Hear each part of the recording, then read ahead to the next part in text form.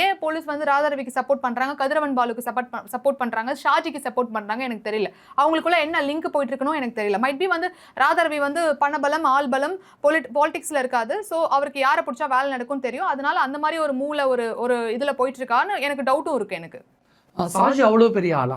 ஏன்னா ஜட்மெண்ட் வந்து நான் அரெஸ்ட் ஆகாம இருக்காரு, இவ்வளவு தூரம் போலீஸ்லயும் கோர்ட்லயும் இன்ஃபுளுன்ஸ் பண்ற அளவுக்கு அவர் பெரிய ஆளா என்ன? இல்ல, ஜட்மெண்ட் வந்தவன அரெஸ்ட் பண்ணல, ஷூரிட்டி கொடுத்திருக்காங்க. ஷூரிட்டி கொடுத்தனால வந்து 1 மந்த் அவங்களுக்கு டைம். ஏன்னா அவங்க அப்பீல் போலான்னு சொல்லிட்டு 30 டேஸ் டைம். 30 டேஸ்க்குள்ள அவர் அப்பீல் போய் ஆகணும். அப்படி அவர் அப்பீல் போக தவறுனா அப்படின்னா உள்ள தூக்கி வச்சிருவாங்க. இதுதான் வந்து லா.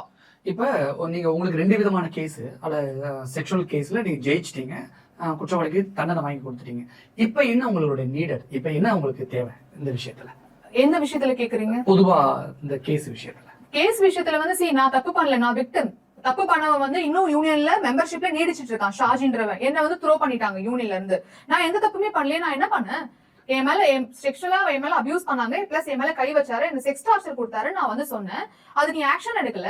எடுக்காம லீகலா போனா என்ன டெர்மினேட் பண்ணுவேன்னு சொல்லிட்டு என்ன நீ டெர்மினேட் பண்ணிட்ட. பிளஸ் எங்க மேல எல்லாம் வந்து அவதூறு வழக்கு போட்டு வச்சிருக்காங்க. MF மிஸ்டேக் ஆஃப் ஃபேக்ட்னு க்ளோஸ் பண்ணிட்டாங்க அப்படின்னு சொல்லி கதிரவன் வந்து கலாட்டால இன்டர்வியூ கொடுத்திருக்காரு. இப்ப நான் கேக்குறேன், அந்த கேஸை நான் ரீஓபன் பண்ணிட்டேன், நம்பர் ஆயிடுச்சு கேஸ்.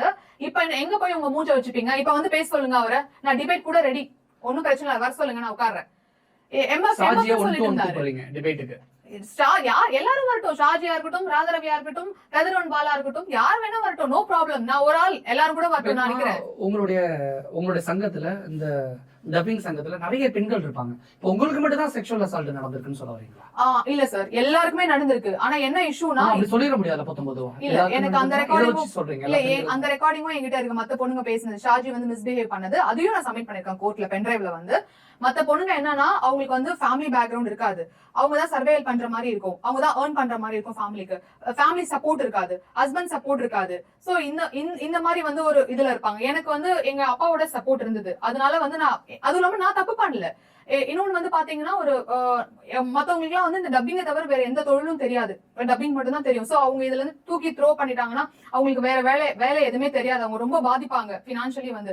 இப்ப நான் வந்து முன்னாடி ஐடில இருந்து வந்ததுனால இவங்க என்ன த்ரோ பண்ணி போட்ட உடனே நான் என்ன பண்ணேன், சரி என்னால முடியல ஒரு பாயிண்ட் ஆஃப் டைமுக்கு மேல, சரி நம்ம பேக் டு ஐடி போயிடலாம், டெம்பரவரியா நம்ம ஒர்க் பண்ணலாம் அப்படின்னு சொல்லிட்டு நான் திரும்ப பேக் டு ஐடி போயிட்டேன். ஈவன் தான் எனக்கு சேலரி ரொம்ப கம்மி தானே, டப்பிங்ல ஏர்ன் பண்ணதை விட இங்க நான் கம்மியா தான் வாங்கிட்டு இருக்கேன். ஆனா நான் மாசம் ரெண்ட் கொடுக்கணும், சர்வேல் பண்ணணும், நான் எனக்கு ஏதாச்சும் வாங்கணும்னா அதுக்கு காசு வேணும் பினான்சியலி. சோ அப்பா வேற இறந்துட்டாங்க. சோ அது வேற நான் தான் ஃபேமிலியை டேக் கேர் பண்ணணும். சோ அப்படிலாம் இருக்குது. அப்படின்ற போது யாருமே வரமாட்டாங்க. எல்லாரும் என்ன மாதிரி தான். இப்ப பாருங்க, நான் 4 வருஷமா கோர்ட்டு கேஸ் அழிஞ்சிட்டு இருக்கேன். யார் அலைவாங்க? லாயர் ஃபீஸ் கொடுக்கணும் இல்லையா? Court case அலையணும்.